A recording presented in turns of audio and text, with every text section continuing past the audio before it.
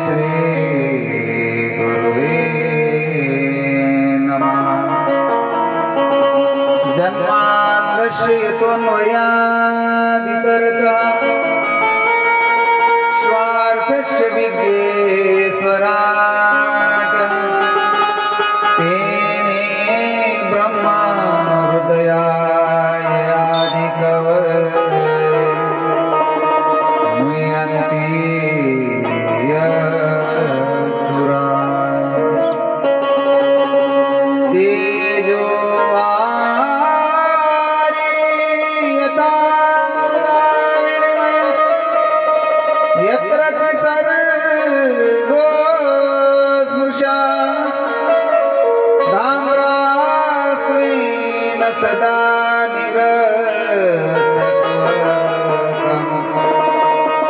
सत्यं परं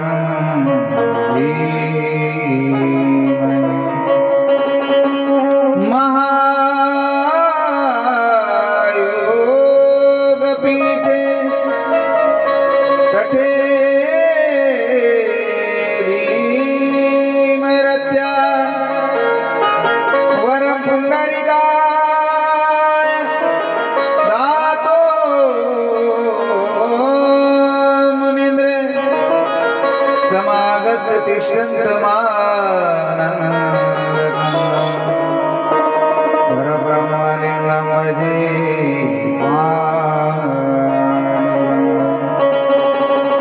वसुदेववसुतं देवं कंसचानूरमर्दनं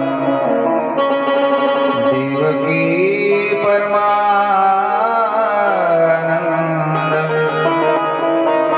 श्रीकृष्णं वन्दे जगद्गुरुं।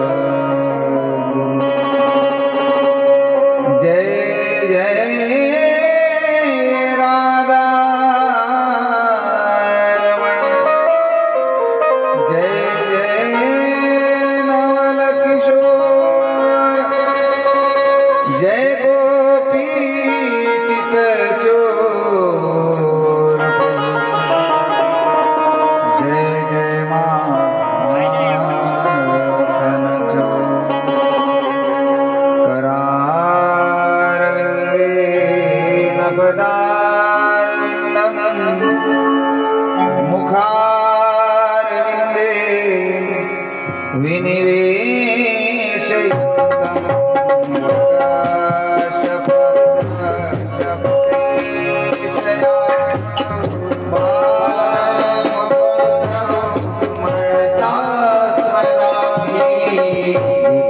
कृष्ण गोविंद हरे मुरारी नाथ नारायण वासुदेव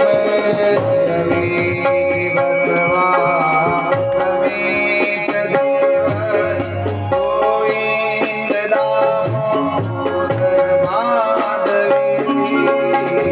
श्री कृष्ण गोविंद हरे हे नाथ Narayan Vasudev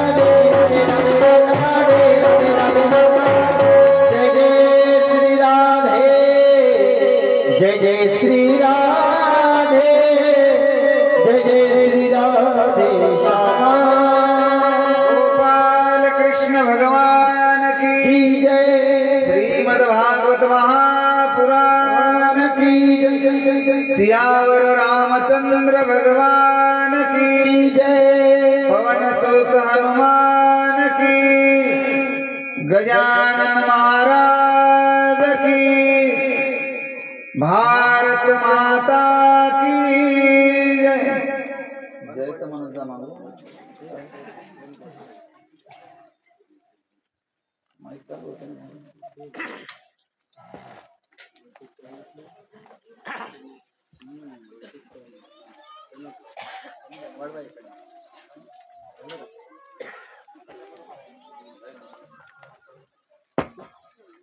machine itu kan boleh.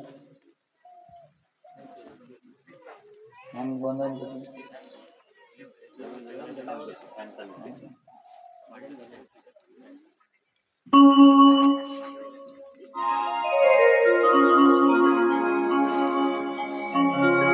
Gopal Krishna भगवान की जय। कृष्णाय वासुदेवाय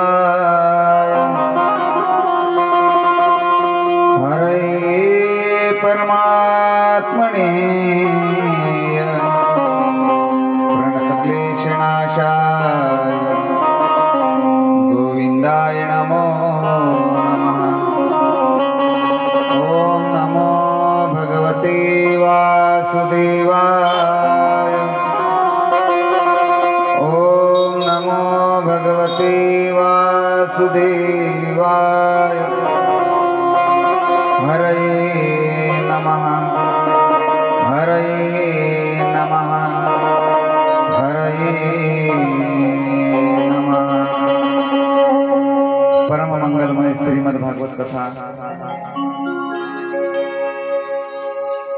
पंढरीनाथ भगवान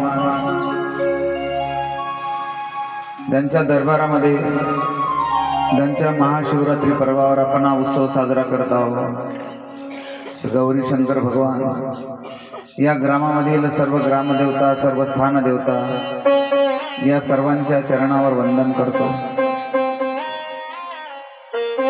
सर्व गावकरी मंडळी, आयोजक मंडळी, कार्यकर्ता मंडळी, श्रोता मंडळी, यजमान, धर्मपीठावर विराजमान माझे सहकारी बंधू हरिभक्तपरायण ईश्वरजी महाराज धारपार, हरिभक्तपरायण चेतनजी महाराज फुटाणे, हरिभक्तपरायण ओमजी महाराज राऊत, हरिभक्तपरायण सुशीलजी महाराज पवार, साऊंड ऑपरेटर हरिओमजी, या सर्वांच्या चरणावर नतमस्तक होतोय।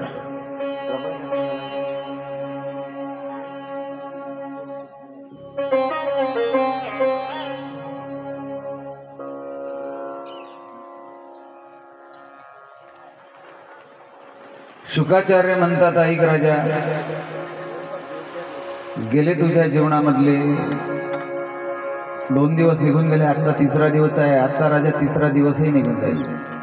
श्राप कोटपर्यंत झालेला आहे, 7 दिवसापर्यंत। 7व्या दिवशी तो तक्षक नावाचा साप केव्हाचा येऊ शकतो आणि राजा तुला दंश करू शकतो, आणि एक वेळा का दंश झाला, राजा तू अधोगतीला गेला। तुझं कर्म बदलवण्याकरता, तुझं प्रारब्ध बदलवण्याकरता, तुझं नसीब बदलवण्याकरता राजा तुझ्या कर्मामध्ये, तुझ्या नशिबामध्ये, तुझ्या प्रारब्धामध्ये ब्रह्मशाप नव्हता, पण तरी तुला श्राप झाला। काही कारण नसताना एका साधूचा अपमान तू राजा केला, पण काही घाबरायचं कारण नाही राजा। तुझ्या पाठीमागे माझ्यासारखा गुरु असताना काही घाबरायचं नाही।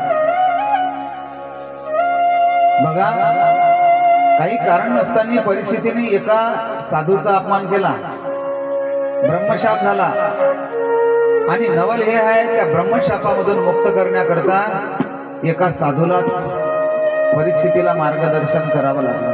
हे सुद्धा एक नवल आहे।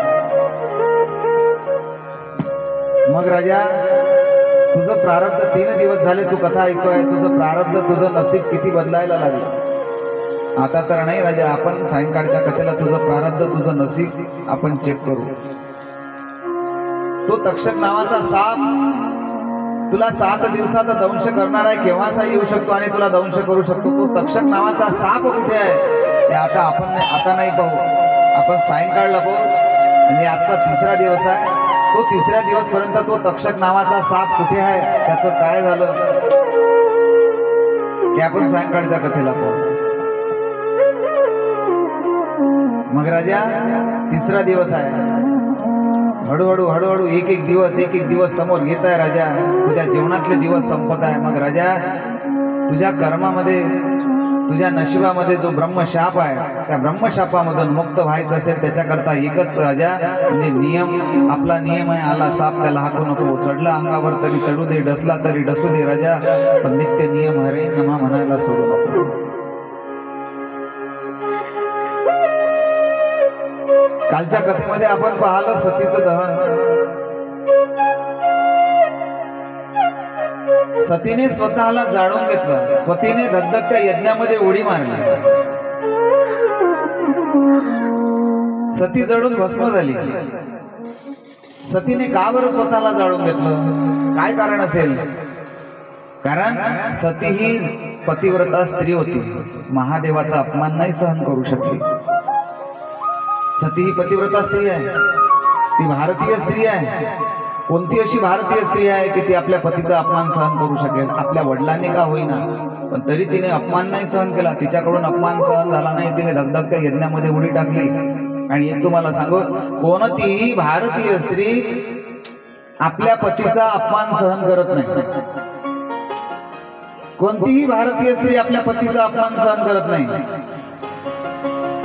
दुसऱ्याने केलेला बरं, स्वतः मात्र रोज करते. कोणत्या ना कोणत्या कारणावरून वाद करत राहतील, कोणत्या ना कोणत्या कारणावरून एकमेकांसोबत भांडत राहतील.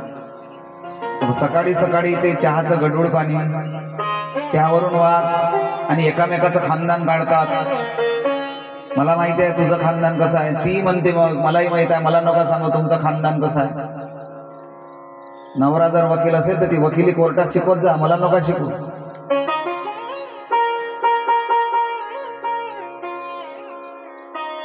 एकामेकाचं खानदान एकामेकाच्या आई वडिलांपर्यंत जाऊन पोहोचतात. मी कशा करता सांगतोय, संसार सुद्धा हा एक यज्ञच आहे. आणि या यज्ञामध्ये जर पती पत्नी जर एकामेकाचा जर अपमान जर करत असाल ना, तर एक दिवस तुमचा संसार सुद्धा जळून भस्म झाल्याशिवाय राहणार नाही. संसारात पती पत्नीने एकामेकाचा अपमान नाही करायचा असतो, एकामेकाचा सन्मान करायचा असतो. संसारामध्ये, ज्या संसारामध्ये पती पत्नी एकामेकाचा सन्मान करतात त्याचं नाव संसार आहे. नाही तर संसार केव्हा उद्ध्वस्त होईल किंवा काही सांगता येत नाही.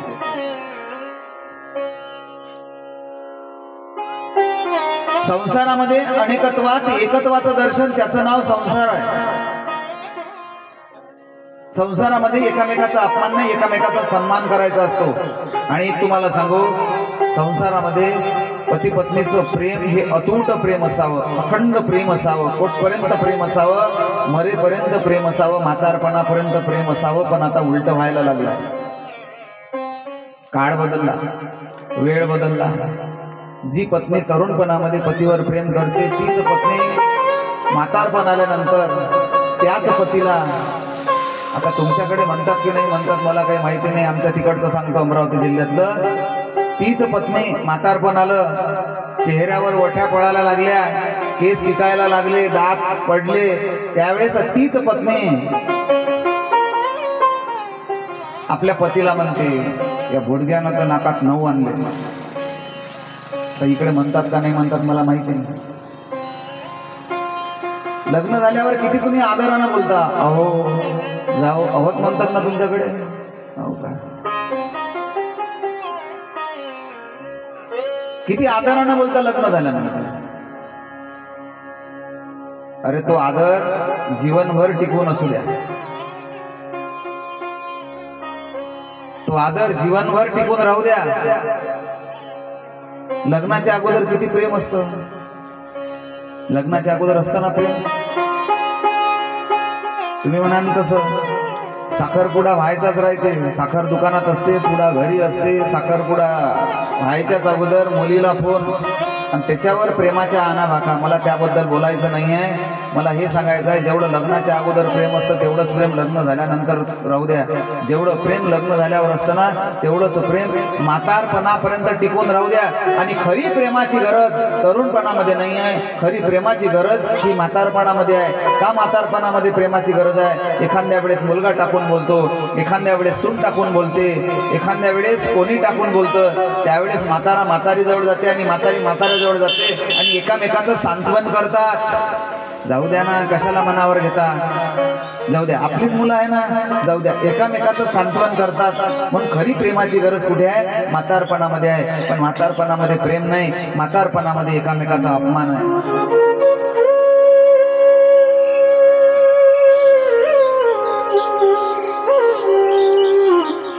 लग्न झाल्यानंतर किती प्रेम असतं पती पत्नीचं.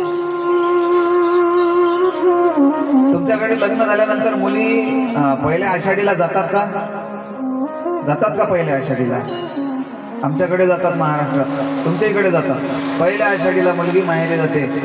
पहिल्या दिवाळीला तिला घेण्याकरता येतात आणि ती पहिल्या आषाढीला किंवा पहिल्या दिवाळीला ती मुलगी जाते. आणि ती मुलगी माहेरी गेल्यानंतर तिच्या मैत्रिणी गोळा होतात आणि मैत्रिणी विचारतात, का ग बाई तुझं सासर कसं आहे? अगं बाई काय सांगावं माझं सासर, मी काय मागच्या जन्माचं पुण्य केलं असेल. बाई मी संतोषी मातेचं व्रत शुक्रवार पासून धरलं, सोमवार पासून गुपचूप खाऊन चालू केलं. म्हणून तर मला एवढं सुंदर सासर मिळालं. अगं तुला सासरा वगैरे आहे ना? सासरा, अगं सासरा म्हणजे देव माणूस आहे. बस म्हटलं तिथं बसते, उठ म्हटलं तिथं उठते. मी बोलावल्याशिवाय जेवायला येत नाही. जणू माझा दुसरा बाप. तुला सासू असेल ना? आहे ना सासू? सासू म्हणजे माझी आईच. तुला ननंद वगैरे आहे ना? अगं बाई ननंद म्हणजे मला बहीण नव्हती, पण ननदेच्या रूपाने मला बहीण मिळाली. मला कामं करू लागते. बाई मला दीर पण आहे, आणि तू माझा दीर म्हणजे दुसरा भाऊच. एवढं सुंदर बाई मला सासर मिळालं. काय मी मागच्या जन्माचं पुण्य केलं असेल. ती मुलगी आपल्या मैत्रिणीला सांगते कोटपर्यंत, पहिली आषाढी, पहिली दिवाळी, आणि एक वेळा का एखादा मुलगा झाला किंवा 2 मुलं झालं, त्याच मुलीला विचारा, का गं बाई तुझं सासर कसं काय? सासर माझ्या बापाने मला काय पाहून दिलं. फसलो आम्ही. बाई तुझा सासरा, सासऱ्याबद्दल तर खूप सांगत होती. मग सासरा दिवसभर बिड्या फुकत बसतो, खो खो खो, रात्री झोपत नाही, दिवसाही झोपत नाही. अगं बाई तुझी सासू काय? सासू मी तर म्हणते की महाराजांनी एखादी तीर्थयात्रा काढली पाहिजे, तिकडे घेऊन गेले पाहिजे हरिद्वारला, तिकडे गंगेत टाकून दिलं पाहिजे. अगं तुझा दीर, अगं दीर म्हणजे माझा काय? उन्हाळ्या करत बसतो. अगं तू ननदेचं तर खूप चांगलं सांगत होती. माझी ननद महाचोट्टी. मला दिवसभर कपाटाला कुलूप लावून ठेवावं लागतं. राहिलं का प्रेम? मला काय सांगायचं आहे, जे पहिल्या दिवाळीला, पहिल्या आषाढीला ती मुलगी जी प्रेमाने सांगते ना, आपल्या सासरचं गुणगान करते ना, ते प्रेम राहिलं काय? मला एकच सांगायचं आहे, संसार सुद्धा हा यज्ञ आहे. या यज्ञामध्ये जर संसारात एकामेकाचा जर अपमान जर होत असेल ना, तर एक दिवस या संसार रूपी यज्ञामध्ये तुम्ही सुद्धा जळून भस्म झाल्याशिवाय राहणार नाही. म्हणून एकामेकाचा सन्मान करा. संसार कशाचं नाव आहे? अनेकत्वात एकत्वाचं दर्शन, त्याचं नाव संसार आहे. एखाद्या पत्नीने आपल्या पतीमध्ये परमेश्वराचा वास आहे हा भाव जर मनामध्ये जर ठेवला ना, तर त्या पतीमधला परमेश्वर त्या पत्नीला आशीर्वाद दिल्याशिवाय राहणार नाही. एखाद्या पत्नीने जर असा भाव जर ठेवला की पती हाच परमेश्वर आहे, हा भाव जर मनामध्ये जर ठेवला ना, हा भाव जर मनामध्ये जर ठेवला ना, तर आपल्याला त्या पतीमधला परमेश्वर आशीर्वाद दिल्याशिवाय राहणार नाही.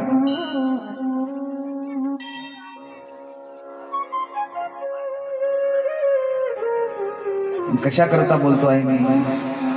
संसार सुद्धा हा एक यज्ञच आहे. या यज्ञामध्ये काय करायचं असते? एकामेकाचा सन्मान करायचा असतो, एकामेकाचा अपमान नाही. एखाद्या पतीने पत्नीमध्ये लक्ष्मीचा वास आहे हा भाव जर मनामध्ये जर ठेवला ना, तर ती पत्नी त्या पतीला लबालब करून दिल्याशिवाय राहणार नाही. म्हणून पती पत्नीने संसारामध्ये एकामेकाचा काय करायचा असतो? सन्मान करायचा असतो. पती पत्नी म्हणजे आपल्याला अनेकत्वात एकत्वाचं दर्शन करायचं असते, त्याचं नाव काय आहे? संसार. मग पती पत्नी म्हणून एकामेकाचा सन्मान केला तर काय होतो? संसार सुखाचा होतो.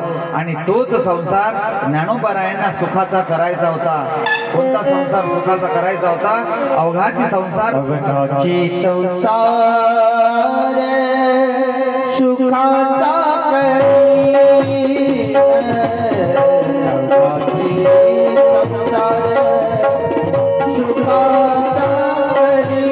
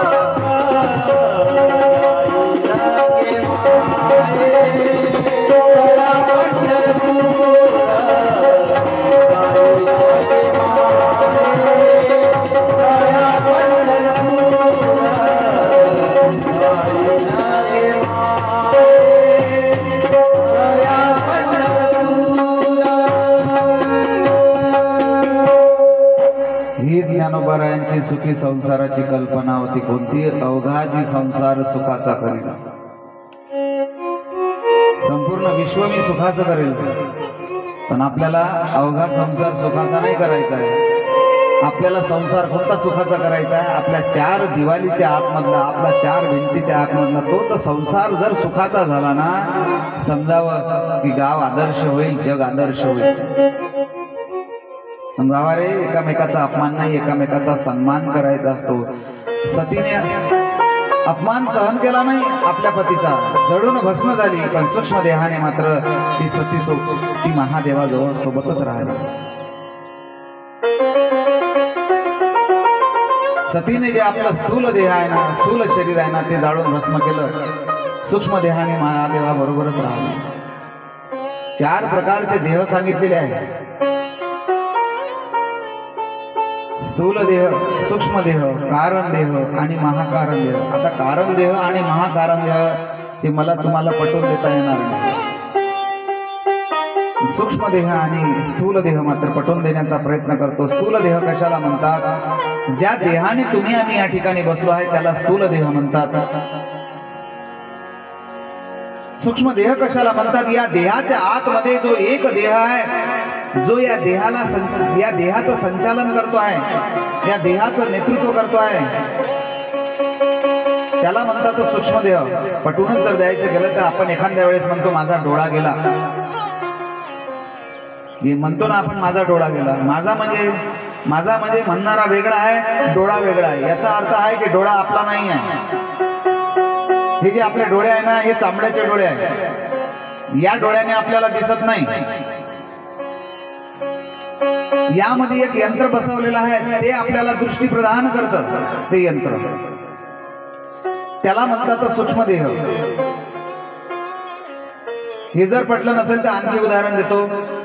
मला तुम्ही सांगा, आपल्याला कोण्या कानाने ऐकू येतं? डाव्या कानाने ऐकू येतं का उजव्या कानाने ऐकू येतं? श्रवण भाऊ, दोन्ही कानाने ऐकू येतं नाही ना? पण कमालच आहे ना तुमच्याकडे.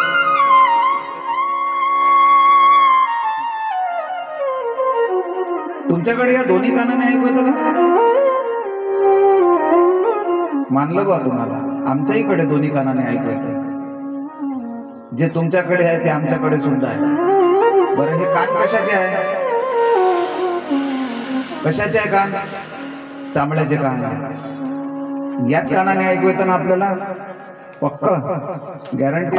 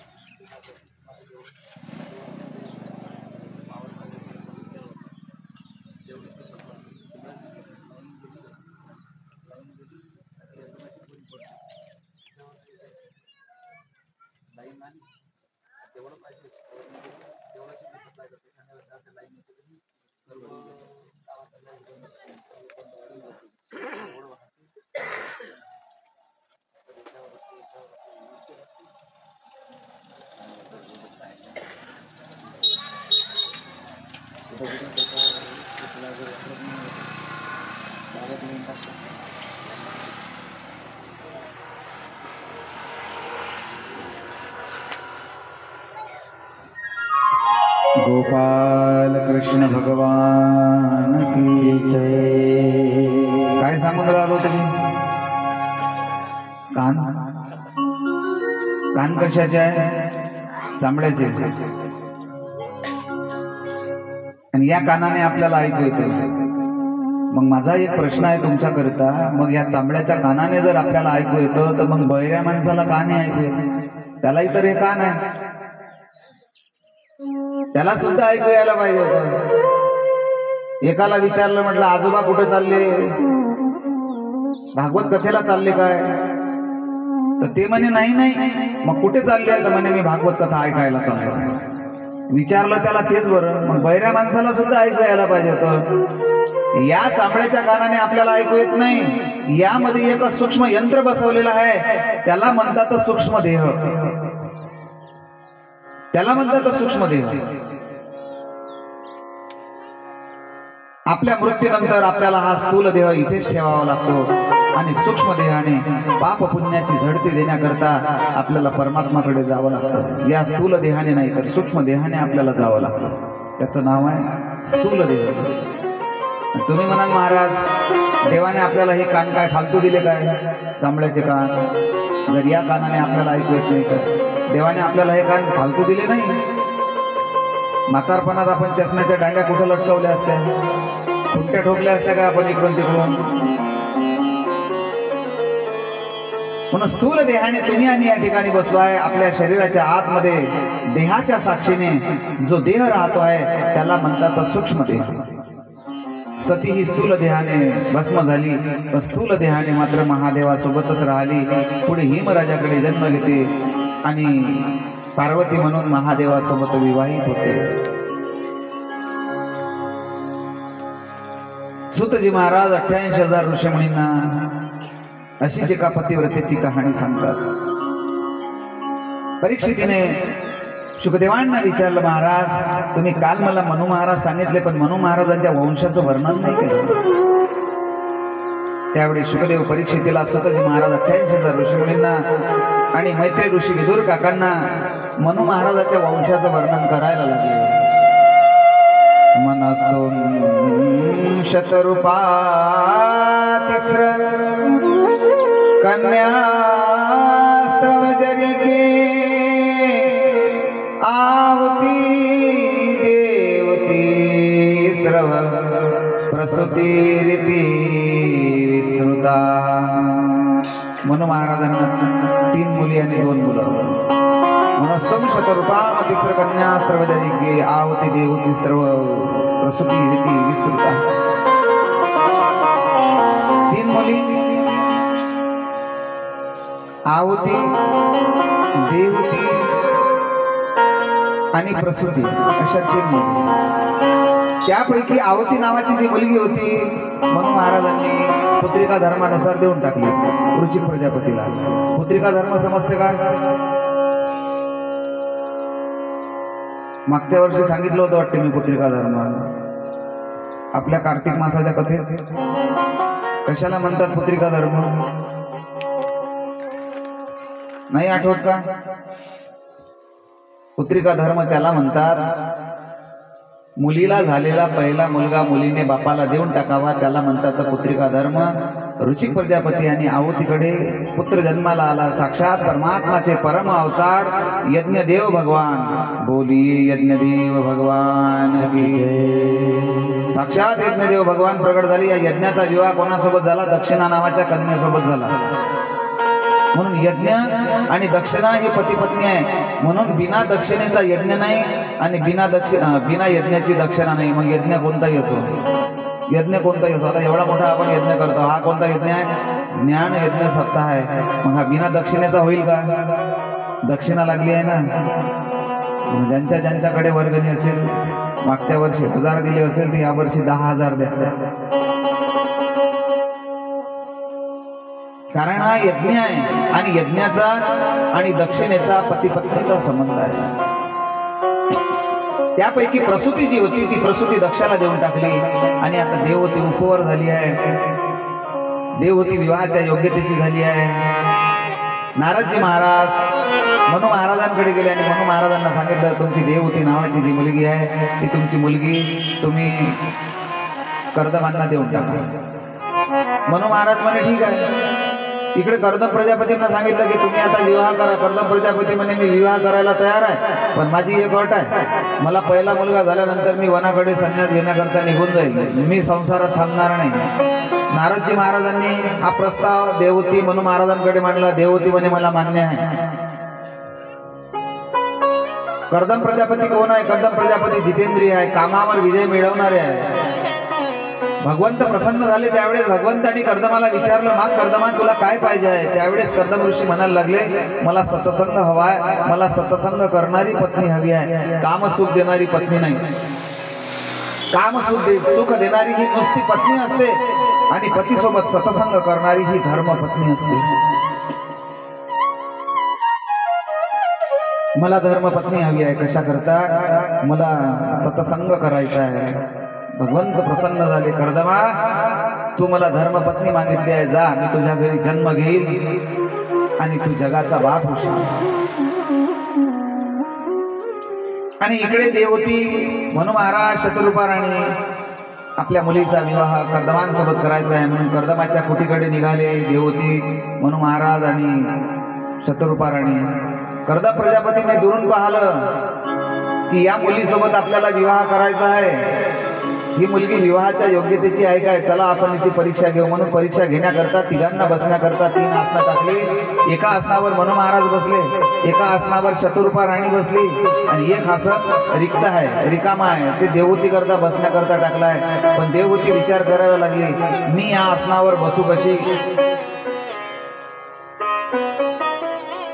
जर या आसनावर बसली नाही तर आसन देणाऱ्याचा अपमान होईल, जर आसनावर बसली तर आसनाचा अवमान होईल. कारण माझ्या हे आसन जे आहे हे होणाऱ्या पतीने दिलंय, अजून झाले नाही बरं.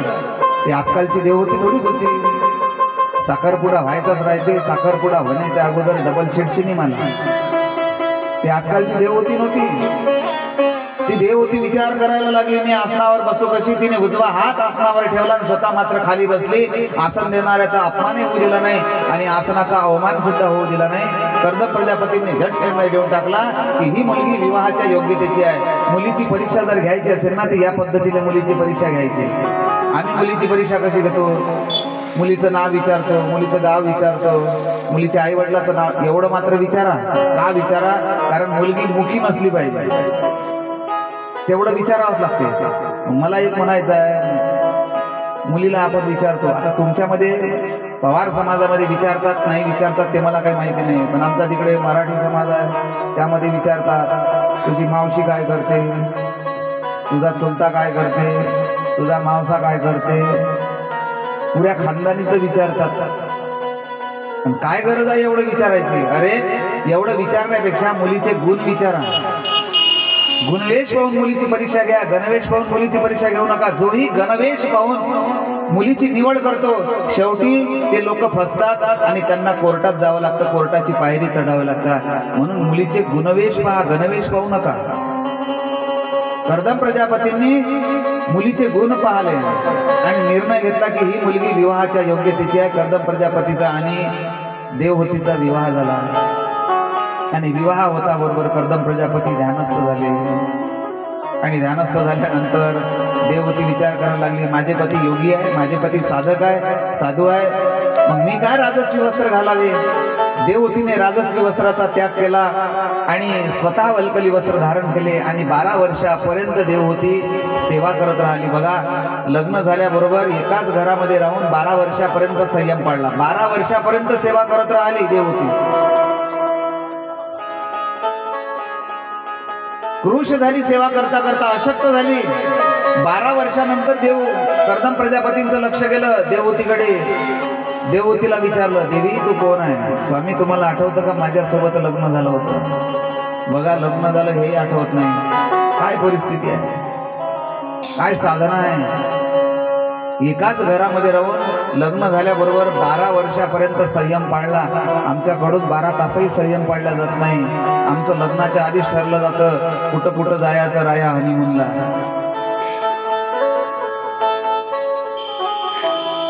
देवी तू कोण आहे? स्वामी आठवतं माझ्यासोबत लग्न झालं होतं, आठवतं मला थोडं थोडं.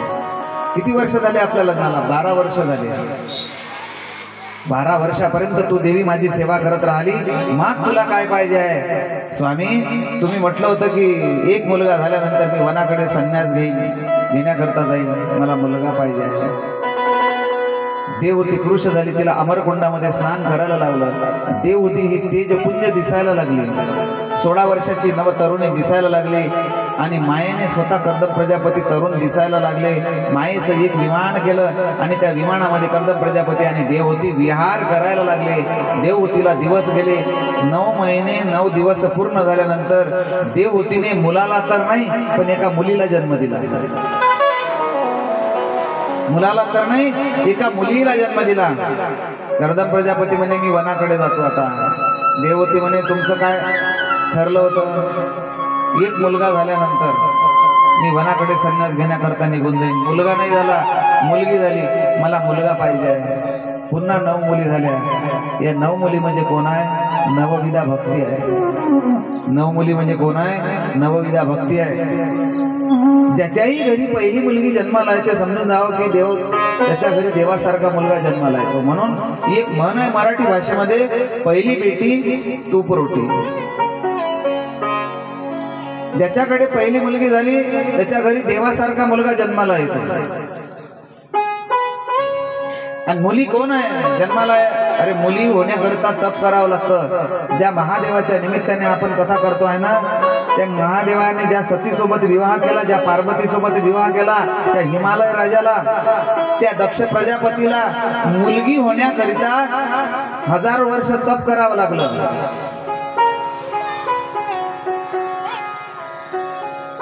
म्हणून मुली ह्या जन्माला येतात ना, अनंत तपाने मुली जन्माला येतात. आणि आम्ही मुलींची हत्या गर्भामध्ये करतो.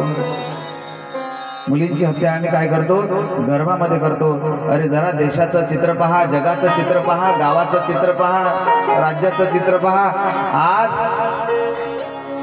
1000 मुलांमाग फक्त 820 मुली आहे. म्हणजे किती मुलांना संन्यास घ्यावा लागेल? 180 मुलांना संन्यास घ्यावा लागेल. त्यांनी आताच तयारी ठेवा संन्यास घेण्याची. घरामध्ये राख आणून ठेवा अंगाला फासण्याकरता. कशामुळे झालं? आम्ही स्वतःला सुशिक्षित म्हणतोय पण तरी आम्ही अशिक्षितच आहोत. आजही आम्ही सुशिक्षित युगामध्ये, यांत्रिक युगामध्ये, वैज्ञानिक युगामध्ये आज आम्ही मुलींची गर्भामध्ये हत्या करायला लागलो. अरे येऊ द्या मुलीला जन्माला. त्या काही आपल्या बापाचं खात नाही. त्या त्यांचं प्रारब्ध, त्या त्यांचं नशीब घेऊन जन्माला येत आहे. का आम्ही मुलींची गर्भामध्ये हत्या करतो? कारण आम्हाला वंशाचा दिवा पाहिजे ना. ठीक आहे, वंशाचा दिवा आपल्याला लागतही असेल. कशा करता वंशाचा दिवा पाहिजे?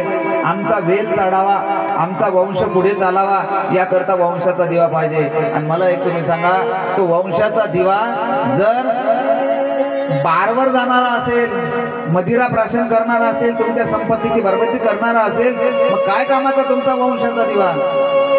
अरे मुली सुद्धा वंशाचा दिवा बनू शकतात. मुली सुद्धा आई वडिलाचं नाव उज्ज्वल करू शकतात. आज निकाल लागल्यानंतर बघा, बोर्डाचा निकाल लागल्यानंतर मुली अव्वल नंबर मध्ये येतात. मुली सुद्धा आई वडिलांचा आधार बनतात. मुली सुद्धा वंशाचा दिवा बनतात. मला तुम्ही सांगा, मुली आई वडिलाचं नाव नाही उज्ज्वल करू शकत का? आपल्या भारत देशाच्या पहिल्या महिला राष्ट्रपती कोण होत्या? सांग बरं बेटा. आपल्या भारत देशाच्या पहिल्या महिला राष्ट्रपती उभी राहा. हो उभी कर प्रयत्न. कोण सांगते? ती सांगते का? शाळेचा ड्रेस घालून आली. सांग बेटा. पहा आग्रेजी, ही परिस्थिती आहे आपल्या भारत देशात. कोणाला येतं? तुमच्यापैकी येतं का? या मोठ्या मुली आहे, सांगा हो बरोबर. हा, प्रतिभा ताई पाटील, या मुलींना आलं नाही. ही परिस्थिती आहे या देशाची. का परिस्थिती आहे? कारण आम्हाला वर्तमान मधला इतिहास शिकवत नाही, आम्हाला खोटा इतिहास शिकवते औरंगजेबाचा. आम्हाला खोटा इतिहास शिकवते औरंगजेबाचा बाप कोण, आम्हाला इतिहास खोटा शिकवतो त्या टिपू सुलतानाचा. म्हणून हे 30A नावाचं कलम रद्द झालं पाहिजे. कारण आम्हाला सनातन धर्मामध्ये आमचा इतिहास शिकवण्याचे, आमचं धर्मशास्त्र शिकवण्याची परवानगी नाही. मात्र इतरांना परवानगी दिली, त्यांच्या धर्माचं ज्ञान ते देऊ शकतात मदरशामध्ये, पण आम्ही मात्र देऊ शकत नाही. त्याच्याकरता हे 30A कलम जोपर्यंत रद्द होणार नाही तोपर्यंत आमचं धर्मशास्त्र सुद्धा आम्हाला कळणार नाही. जोपर्यंत हे 30A नावाचं कलम रद्द होणार नाही तोपर्यंत आमची गीता सुद्धा अभ्यासामध्ये येणार नाही. आणि आमचेच लोक म्हणतात शिक्षणाचं धार्मिकीकरण. अरे शिक्षणाचं धार्मिकीकरण नाही, तुम्ही जरा दुसरीकडे पहा, दुसऱ्या धर्माकडे पहा. त्यांचा धर्म त्यांना शिकवता येतो, पण आमचा धर्म आम्हाला शिकवता येत नाही. तो विचार करा. आज आमच्या मुलांना राष्ट्रपतीचं नाव सुद्धा माहिती नाही, म्हणजे हे शाळेत शिकवल्या जात नाही. आणि बरोबर औरंगजेबाचा बाप जर विचारलं ना तर बरोबर सांगतील. ताजमहाल कोणी बांधला तर ते बरोबर सांगतील, पण सेतू कोणी बांधला हे सांगणार नाही. भारत देशाच्या पहिल्या महिला राष्ट्रपती, त्यांचं नाव काय होतं? प्रतिभा देवी पाटील. आणि वर्तमान राष्ट्रपती कोण आहे सांग आता तरी सांग. हो जोराने सांग. तू फक्त होठा हलवताना दिसत आहे. द्रौपदी मुर्मू. आणि भारत देशाच्या पहिल्या महिला पंतप्रधान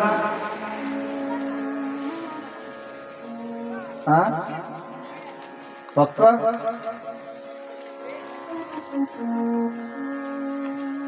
आपल्या भारत देशाच्या पहिल्या महिला राष्ट्रपती होऊन गेल्या प्रतिभा देवी पाटील.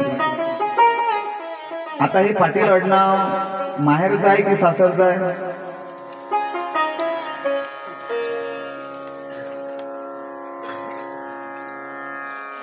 तुम्हाला माहिती नसेल, आमच्या अमरावती जिल्ह्याच्या त्या सुनबाई आहे,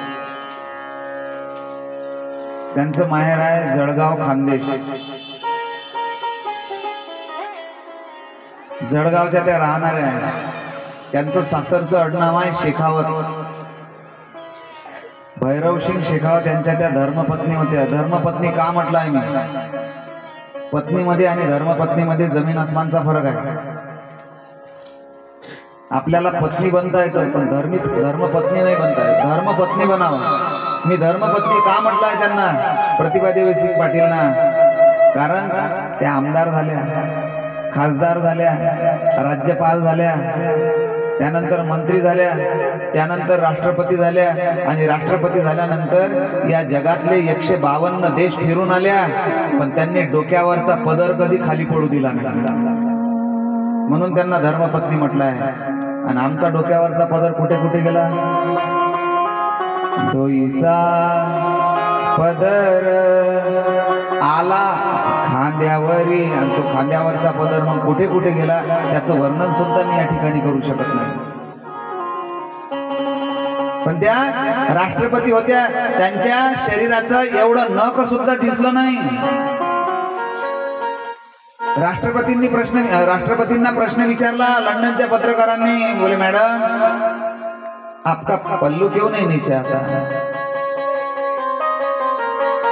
राष्ट्रपती पत्रकारांना उत्तर देत आहे, माझं माहेर अमरावती जिल्हा आहे, आणि अमरावती जिल्हा हे रुक्मिणीचं माहेर आहे, आणि रुक्मिणीचं माहेर त्या ठिकाणी माझं सासर आहे, आणि माझं सासर रुक्मिणीचं माहेर असल्यामुळे मी माझ्या डोक्यावरचा पदर कधीही खाली पडू देणार नाही.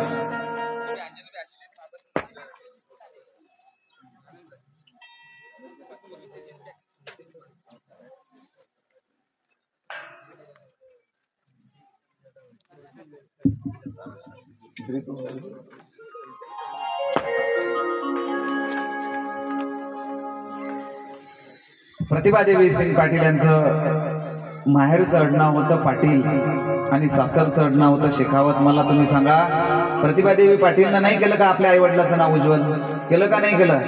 संपूर्ण जगामध्ये त्यांना पाटील आडनावाने ओळखतात. आई वडिलाचं जे आडनाव आहे त्या आडनावाने त्यांना ओळखतात. सासरच्या आडनावाने कोणीच ओळखत नाही. म्हणून त्या सुद्धा आपल्या आई वडिलाच्या वंशाचा दिवा बनल्या.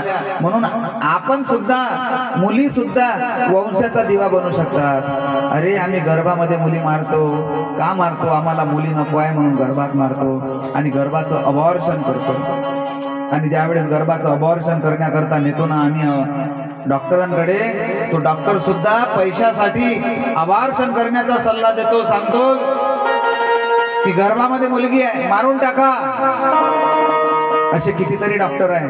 डॉक्टर कितीतरी आज जेलात आहे का? त्यांनी कितीतरी मुलींची हत्या गर्भामध्ये केली आहे. आणि ज्यावेळेस जी गर्भवती माऊली आहे तिचं अबॉर्शन करण्याकरता ऑपरेशन थिएटरमध्ये नेतात, त्यावेळेस तो पोटातला गर्भ बोलायला लागतो, आई मला मारू नको ग. आई तुला वंशाचा दिवा पाहिजे ना. आई फक्त मला जन्माला येऊ दे. आई मला फक्त जगात पाऊल ठेवू दे. आई मी तुझं नाव उज्ज्वल करेल. आई मी तुझ्या नावाचा डंका पोचेल. पण आई मला फक्त जन्माला येऊ दे.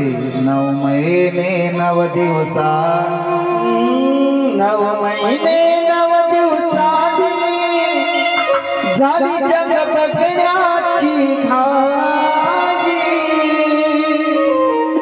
वंशाच्या दिव्यापायी नखपंती विठुवारी.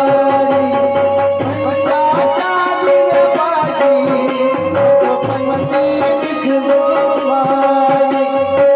9 महिने 9 दिवसा झाली जग बघण्याची घाई. वंशाच्या दिव्यापायी नखपंती विठुवारी.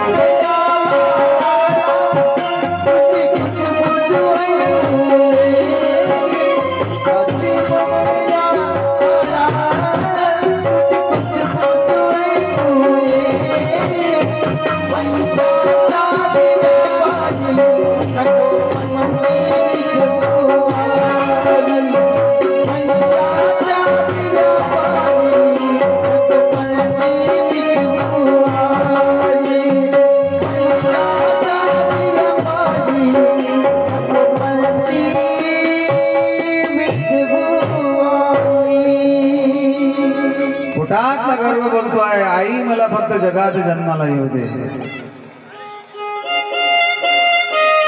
म्हणून मुलींना जन्माला येऊ द्या. मुली एवढी माया कोणामध्ये नसते बरं. मुली एवढी माया कोणामध्ये नसते. आणि ज्यावेळेस मुलीचा विवाह होतो ना त्यावेळेस मुलीचं प्रेम बापावर असतं. जोपर्यंत मुलगी घरात आहे ना तोपर्यंत ती बापाची काळजी घेते. बाबा तुम्ही जेवलात ना? बाबा वेळेवर गोळ्या घ्या. बापाचं ताट वाढून देईल. बापाच्या औषधाची काळजी करेल.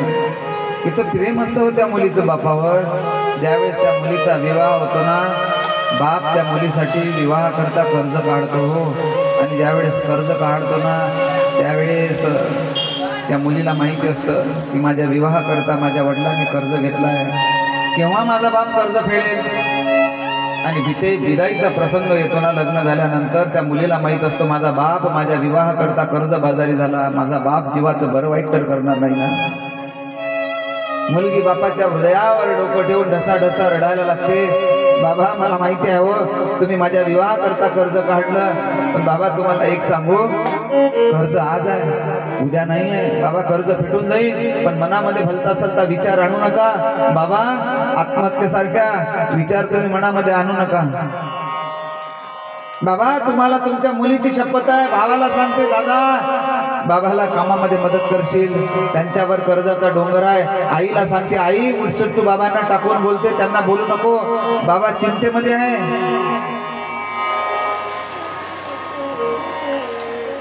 आई जरा बाबांची काळजी घे.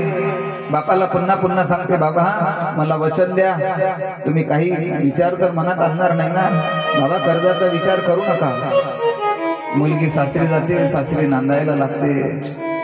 मुलगी रोज बापाला फोन करते, बाबा तुम्ही कसे आहे, वेळेवर औषध घेताना, वेळेवर जेवताना, तुमची तब्येत चांगली आहे ना. बाबा बघा तुम काळजी घ्या, कर्ज आज आहे उद्या नाही आहे, कर्ज फिटून जाईल, मनात कोणताच विचार आणू नका. ज्याही वेळेस तुमच्या मनामध्ये कर्जाचा विचार असेल ना, त्यावेळेस तुमच्या मुलीचा चेहरा तुम्ही आठवा. बाबा एक दिवस त्या मुलीला फोन करते, बाप विचारतो मुलीला बेटा तू कशी आहे. मुलीला सासूरवास असतो हो, मुलीला पती मारतो. एवढाही मोठा सासूरवास असून मुलगी आपल्या बापाला फोनवर सांगते बाबा तुमच्या मुलीसारखी सुखी मुलगी जगातही शोधून मिळणार नाही. मुलगी दुःखात असूनही बापाला सुखी आहे सांगते. का सांगते आहे, तिला माहिती आहे माझ्या बापावर कर्जाचा डोंगर आहे. आज जर मी सांगितलं की मला सासूरवास आहे, माझा बाप काळजीत पडेल, माझा बाप आत्महत्या नाही करावा. दुःखात असूनही बापाला सुखी असल्याचं ती मुलगी सांगते. एक दिवस त्या मुलीला फोन येतो, तुझे वडील कायमच निघून गेले. ती मुलगी ढसा ढसा ढसा ढसा भिंतीवर डोका आपटून रडायला लागते. बाबा का हो तुम्ही मला असं एकटे टाकून गेले, बाबा तुमच्या छकुलीचा विचार नाही आला का हो. ती मुलगी रडायला लागते. शेजारी पाजारी येतात, मुलीला समजावतात, जा बाळा तुझ्या बापाचं तू अंतिम दर्शन घे. मुलगी बस स्टँडवर जाते, बसमध्ये बसते. ज्या सीटवर मुलगी बसते त्या आजूबाजूचे प्रवासी मुलीला विचारतात ताई तू का रडते आहे. त्यावेळेस ती मुलगी सांगते माझा बाप मला कायमच सोडून निघून गेला, मी माझ्या बापाच्या अंतिम दर्शनाकरता जातात. शेजारी पाजारी समजावतात मुली रडू नको. शेजारी पाजारी सुद्धा रडतात. अहो त्या बसमधले प्रवासी रडतात, ती मुलगी रडते, काही नवल नाही. त्या बसचा ड्रायव्हरही रडायला लागतो मुलीच्या डोळ्यातले अश्रू पाहून, आणि कंडक्टर सुद्धा रडायला लागतो. ती बस गावामध्ये येते. बस थांबल्यानंतर ती मुलगी धावतच घरी निघते आणि बापाचं प्रेत ज्या अंगणामध्ये ठेवलं आहे बापाच्या प्रेतावर जाऊन पडते आणि ढसा ढसा रडायला लागते. बाबा एक वेळा तरी तुमच्या मुलीचा विचार तुम्ही केला नाही. बाबा माझ्यासोबत न बोलता तुम्ही निघून गेला. तो किती माया असते मुलीमध्ये. असं म्हणतात की मुली दुरून रडत येतात. म्हणून येऊ द्या मुलींना जन्माला, त्यांना जन्माला घाला. मुली एवढी माया कोणामध्ये नसते.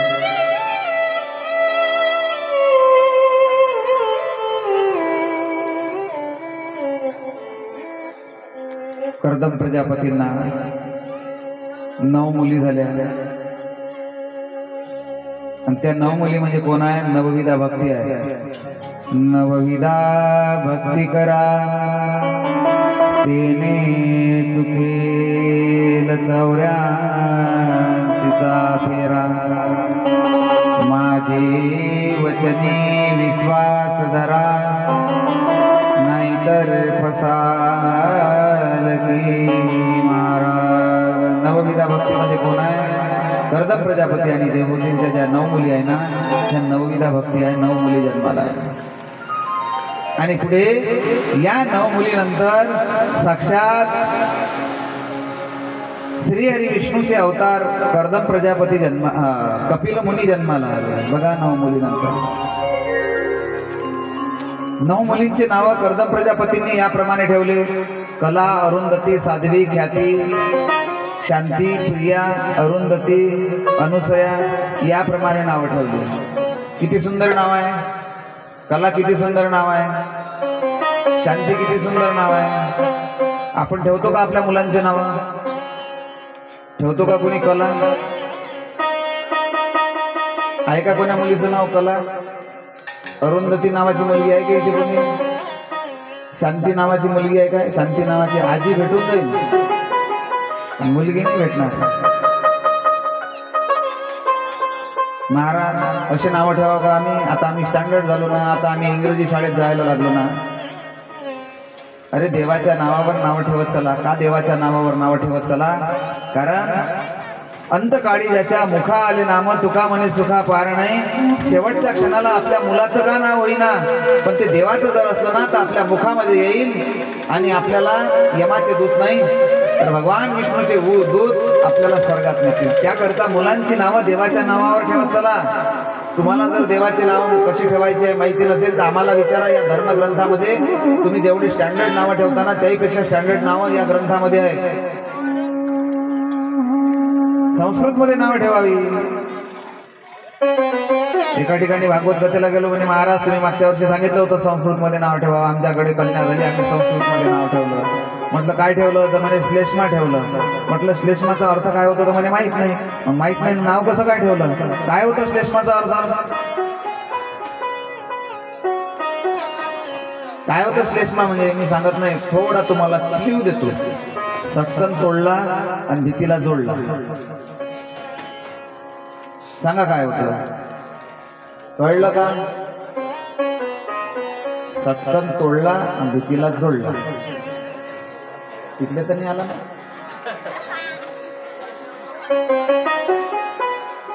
श्लेष्मा या शब्दाचा अर्थ मराठीमध्ये काय होतो? शंभूळ. मराठीत जर त्या मुलीला जर आवाज द्यायचा असला तर ए शंभूळ इकडे असं म्हणू का आपण? अरे अर्थपूर्ण अर्थ काढून नावं ठेवत चला.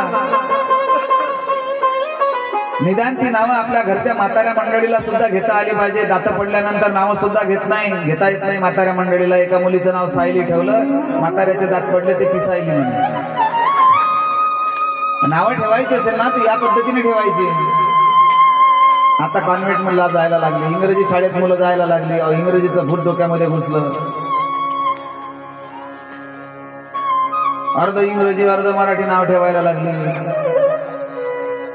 एका मुलाला विचारलं तुझं नाव काय? म्हणजे महाराज माझं नाव मोहनकांत पांडू कलर कंट्री पांडे. काय होतं? अर्ध इंग्रजी अर्ध मराठी. काय होतं? मून म्हणजे चंद्र, चंद्रकांत. पांडू कलर, कलर म्हणजे रंग, पांडुरंग. कंट्री म्हणजे ते हातभट्टीची नाही बरं. India is my country. देश, देशपांडे. चंद्रकांत पांडुरंग देशपांडे. अर्ध इंग्रजी अर्ध मराठी. आम्ही या इंग्रजी शाळेमुळे आमची मराठी मात्र विसरून गेलो. आमची मातृभाषा विसरून गेलो आम्ही. आमची मातृभाषा जेवढी पवित्र आहे तेवढी इतरत्र कोणती भाषा पवित्र नाही. इंग्रजी जरूर शिका पण आपल्या मातृभाषेचा अपमान करू नका. आम्ही इंग्रजी शिकता आमची मातृभाषा विसरायला लागलो आहे. इंग्रजीचे वर्ण किती आहे? इंग्रजी शाळेत जातात बेटा? किती वर्ण आहे इंग्रजीचे? म्हणजे किती अक्षर आहे? एकूण अक्षर किती आहे इंग्रजीचे? शिकवलं नाही का मॅडमने? शिकवलं नाही का? किती अक्षर आहे? ए पासून तर झेड पर्यंत किती अक्षर आहे? 26.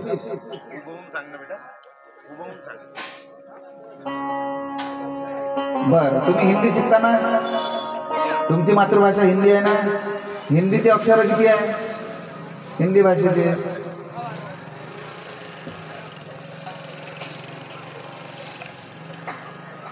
विसरून गेलो आम्ही आमची मातृभाषा.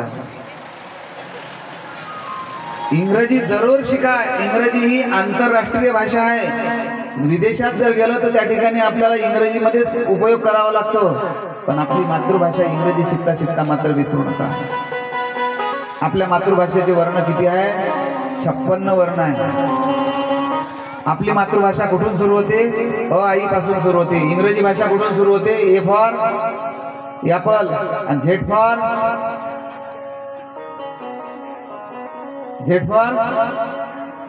म्हणजे इंग्रजी भाषा कुठून सुरू होते? ए फॉर ॲपल म्हणजे फळापासून चालू होते आणि झेड फॉर झेब्रा म्हणजे जनावरापर्यंत नेऊन सोडते ती इंग्रजी भाषा. आणि आपली मातृभाषा पहा, अ आ ई पासून ई पासून सुरू होते आणि ज्ञ फार ज्ञानापर्यंत म्हणजे ज्ञानेश्वरापर्यंत नेऊन सोडते. ती आपली मातृभाषा आहे. बाबा रे, इंग्रजी जरूर शिका, पण आपल्या मातृभाषेचा अपमान होऊ देऊ नका.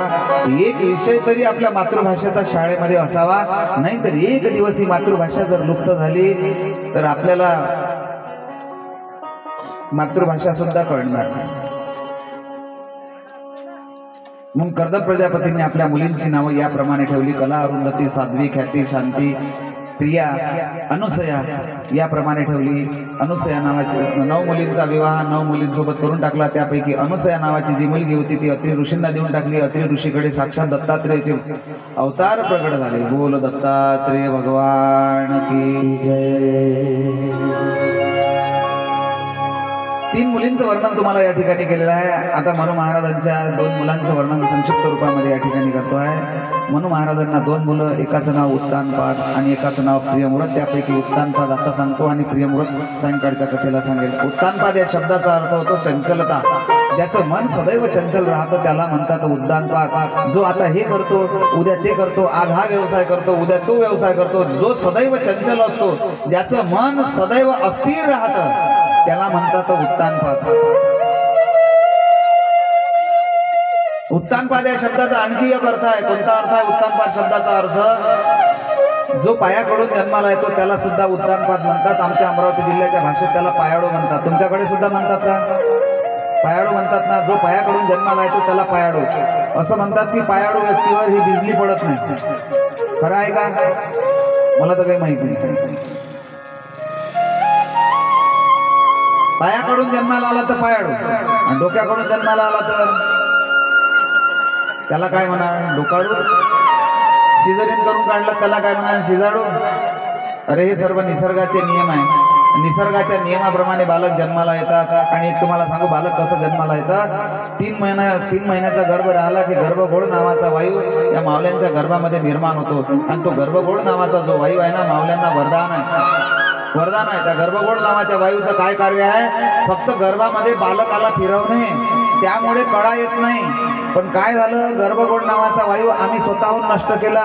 डॉक्टरांकडे गेलो, 3ऱ्या महिन्यात गेलो, सोनोग्राफी केली, 7व्या महिन्यात गेलो, कलर ड्रॉपर केलं, आणि डॉक्टर लोक सांगतात तुमचं बाळ सुरक्षित आहे, पण आता एक काम करा, तुम्ही बेड रेस्ट घ्या. आणि बेड रेस्ट गेला झाला तिथंच आमचा सत्यानाश झाला. का? कारण बेड रेस्ट त्यांना माहिती आहे, यांना जर बेड रेस्ट जर दिली तर गर्भगोळ नावाचा वायू आपोआप नष्ट होतो. जेवढा तुम्ही व्यायाम कराल तेवढा गर्भगोळ नावाचा वायू गर्भामध्ये निर्माण होतो. आणि जेवढा गर्भगोळ नावाचा वायू गर्भात निर्माण होईल तेवढी आपली डिलिव्हरी सुरक्षित होते. सिझरिन करण्याची वेळ येत नाही. पण डॉक्टर लोक सांगतात बेड रेस्ट. मला तुम्ही सांगा, जुना इतिहास घ्या नजरेसमोर.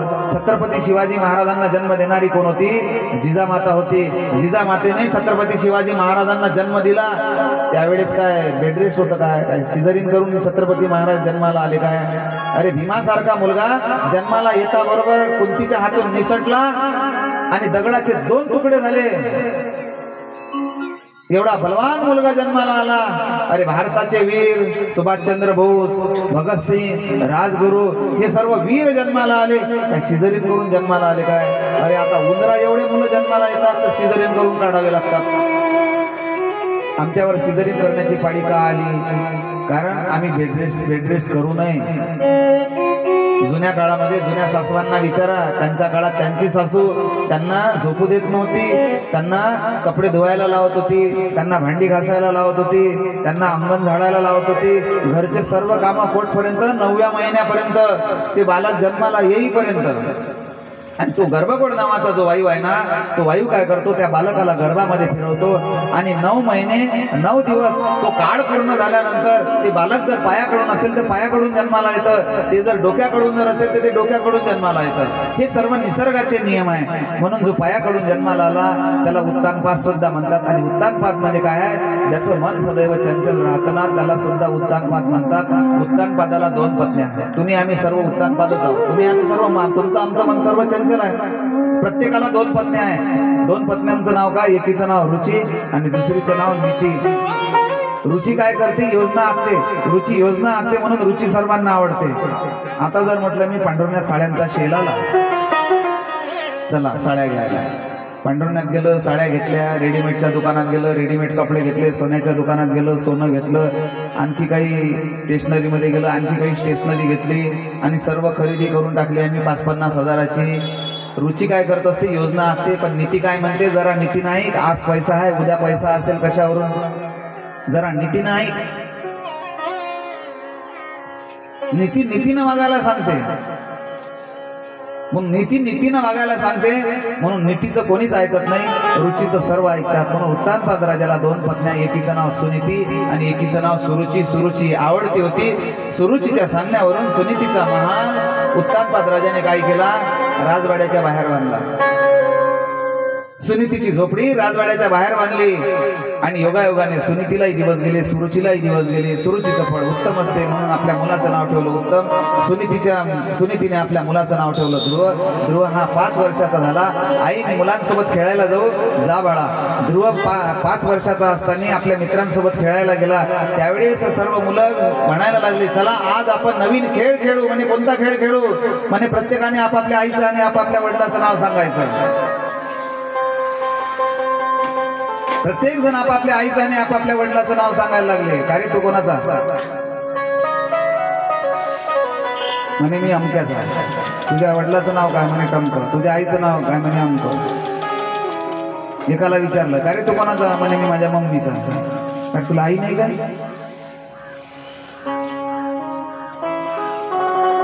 आम्ही जिवंतपणे आईला मारून टाकलं मम्मी म्हणून.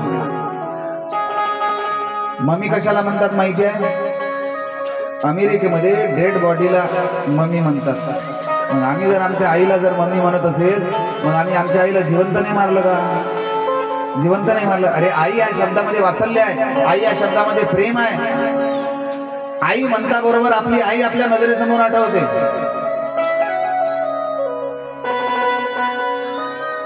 ध्रुवावर नंबर आला. ध्रुवाला विचारलं, का रे तू कोणाचा? तर म्हणे माझ्या आईचा. शाबास. तुझ्या आईचं नाव काय? म्हणे माझ्या आईचं नाव सुनीती. का रे तुझ्या वडिलाचं नाव काय? ध्रुव डोकं खाजवायला लागला. ज्यावेळी ध्रुव डोकं खाजवायला लागला, विचारायला लागला, का रे बाप असतो का? त्याला माहीतच नाही जन्मापासून, कारण झोपडी बांधली होती राजवाड्याच्या बाहेर. कधी बाप पाहला नाही आणि बाप पाहला नाही त्या मुलाला बाप काय माहित? अरे बाप असतं का? डोकं खाजवायला लागला. मुलं चिडवायला लागली, अरे नी बाप्या, अरे नी बाप्या, अरे नी बाप्या. खबरदार जर मला नी बाप्या म्हणाल तर मी उद्या माझ्या आईला माझ्या वडिलाचं नाव विचारून येते आहे. दुसऱ्या दिवशी ध्रुव आपल्या आईला विचारायला लागला, आई आम्ही नवीन खेळ खेळलो का कोणता? प्रत्येकाने आपापल्या आईचं आणि वडिलाचं नाव सांगायचं. ज्यावेळेस माझ्यावर नंबर आला त्यावेळेस मी तुझं नाव सांगितलं. शाबास बेटा. मला मुलांनी विचारलं, तुझ्या वडिलाचं नाव काय? आई वडील असतात का ग? वडील जर असतात तर माझ्या वडिलाचं नाव सांग. मुलं मला चिडवतात. त्यावेळेस सुनीतीच्या डोळ्यामधून अश्रूच्या धारा यायला लागली. काय सांगावं? सुनीती विचार करायला लागली, छोट्याशा ध्रुवाला काय सांगावं? सुनीतीने पाठ ध्रुवाकडे गेली, ढसा ढसा रडायला लागली. आई तू का रडते? मला नाही सांगायचं असेल माझ्या वडिलाचं नाव तर नको सांगू, पण रडू मात्र नको. मी उद्यापासून खेळायला जाणार नाही. सुनीतीने विचार केला, माझा मुलगा खेळायला जाणार नाही. नाही नाही बाळा असं म्हणू नको. मी सांगू का तुझ्या वडिलाचं नाव? एक तुम्हाला सांगू, पती पत्नीमध्ये किती काही वाद असला, सुनीतीने हा विचार करावा, सुनीतीने वाद सांगावं का पती पत्नी मधला? तुझ्या वडिलाचं आणि माझं पटत नाही हा वाद सांगावं का सुनीतीने?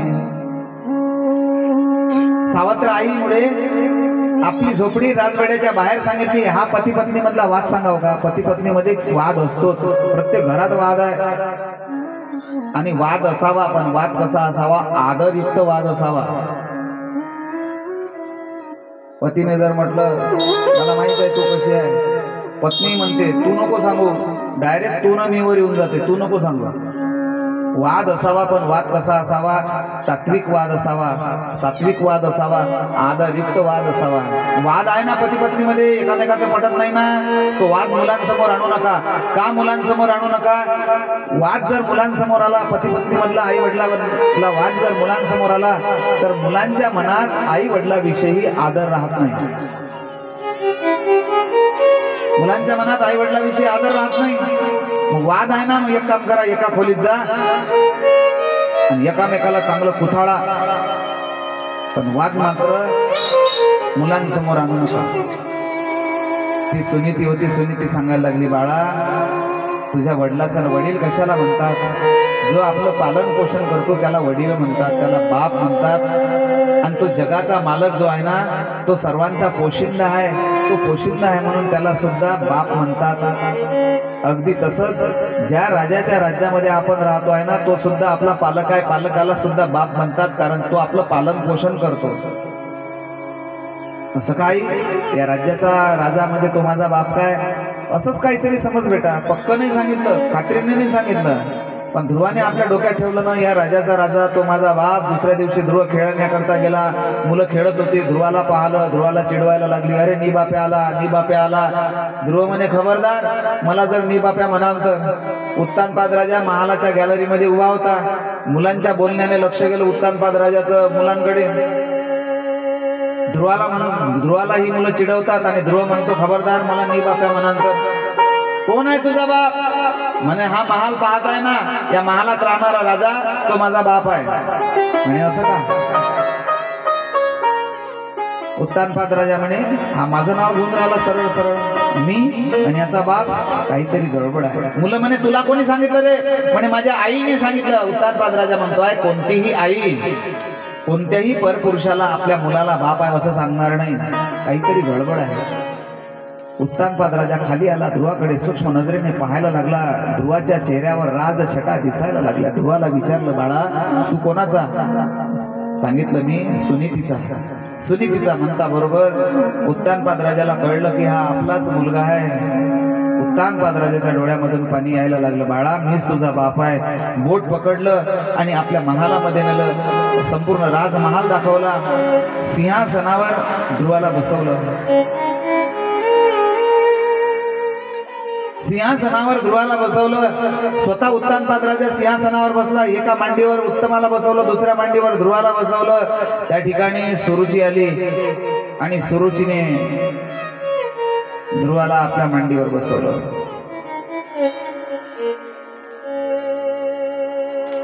कृष्णाय वासुदेवाय हरये परमात्मने प्रणतक्लेशनाशाय